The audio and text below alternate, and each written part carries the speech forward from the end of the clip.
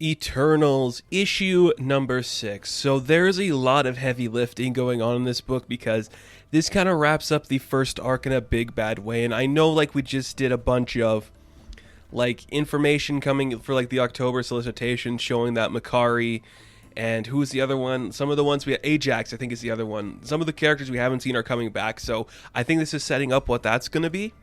But also, this is just, like, a lot of stuff happening in here. And man, is this crazy.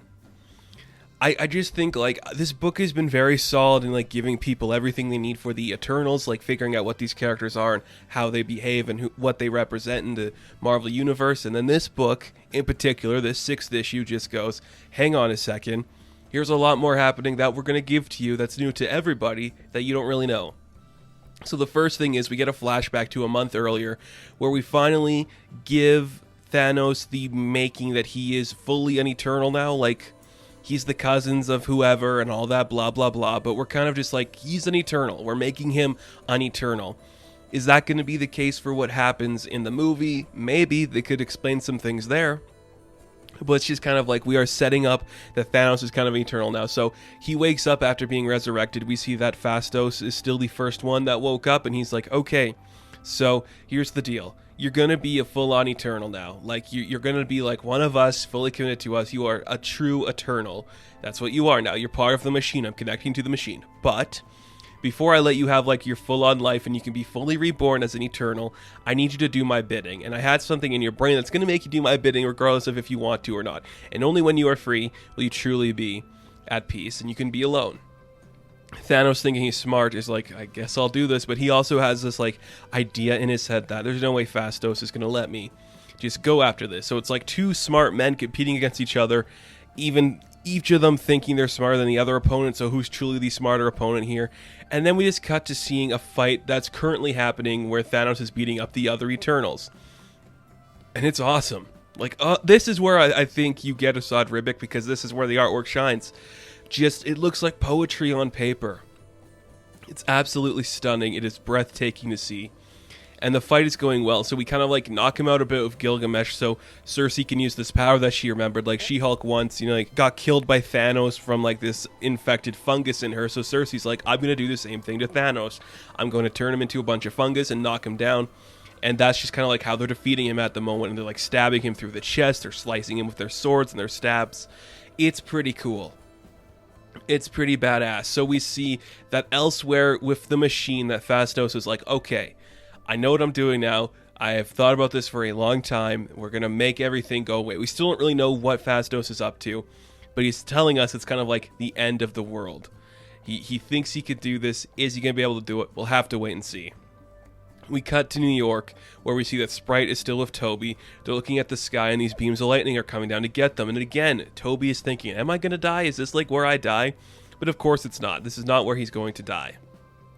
And we just see like, okay, Thanos is kind of defeated for the moment. Everything's kind of working out for our Eternal heroes here. So Phastos is like, all right, I got to send everybody away so things start working. So he sends everybody to their different locations. And, we see that Ikaris ends up in the Arctic, Cersei's in like India, everyone's in these different places around the world, so they can't really get to Phastos right away. But basically what's happening is like the idea that Phastos had coming into play to make this big technology like end the world and do everything poorly, it's not holding the way he wants it to. So things are about to go really bad really fast. And we get this idea. We describe Ikaris as an arrow. So like arrows live for this moment where they can shoot in and attack the attacker. And I think that's pretty cool. So Ikaris is the only one who can get to Phastos in time. He finds him. And we see that, okay, Phastos was playing with the machine. He tried to pull out its heart. It didn't work. And now Ikaris is the only one who has the ability to come in and save the day. So he does what arrows do. He finds his target and he flies into the air. He takes the heart with him to stop the machine. And we do see that Droog is there just kind of like watching things from the side. And you're like, okay, you're building up even more tension here. Droog's here, Phastos is here, Ikaris is going to stop everything from going poorly. We just see him fly into the machine, and all around the world, everything stops. The world's not ending anymore. Sprite and Toby are safe, but Ikaris loses his life. And now it's going to become top priority that we bring him back first. So Phastos is just kind of defeated. He's like, I saw it. I know what I saw. Like, I know what was happening.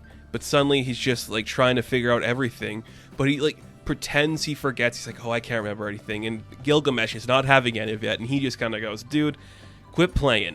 We know what's happening here. It's not good shit. So you have to tell us what is really happening here.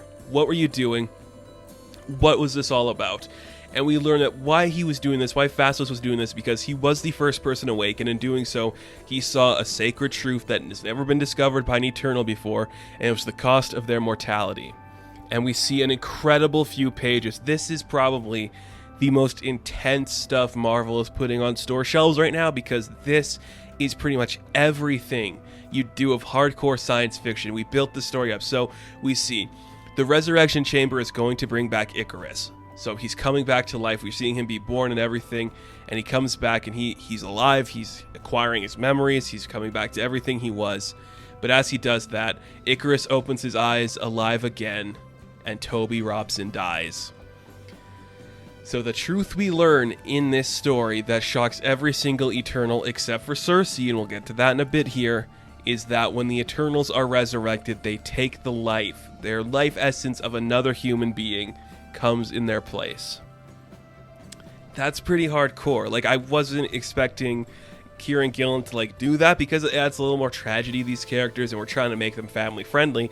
The fact that they come back when everybody dies, that's a bold move. It's something that I think really works for this high concept science fiction book, but don't imagine we'll be seeing this in the Eternals movie. I'm just going to tell you that right now. It's not going to get this dark. So Toby Robson, this guy that Ikaris thought he was supposed to protect, turns out is the only reason he can come back to life. And when Cersei tells him the truth, it literally brings Ikaris to his knees. And he's like, oh shit. But we learned that Cersei knew the whole time about what this was and this resurrection and all this stuff. And she's just kind of using the example of, yeah, I mean, none of you really have the stomach for this. I mean, look at what just happened to Ikaris.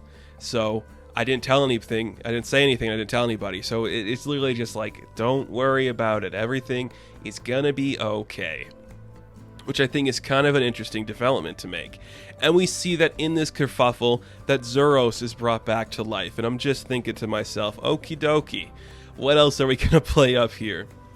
It's kind of insane, and this kind of shocks every one of them to their core, because they thought this whole time they were the good guys, sworn to protect humanity in a sense, but every time they come back, a part of humanity dies so they can be born, and that's kind of a thing that's going to shock you.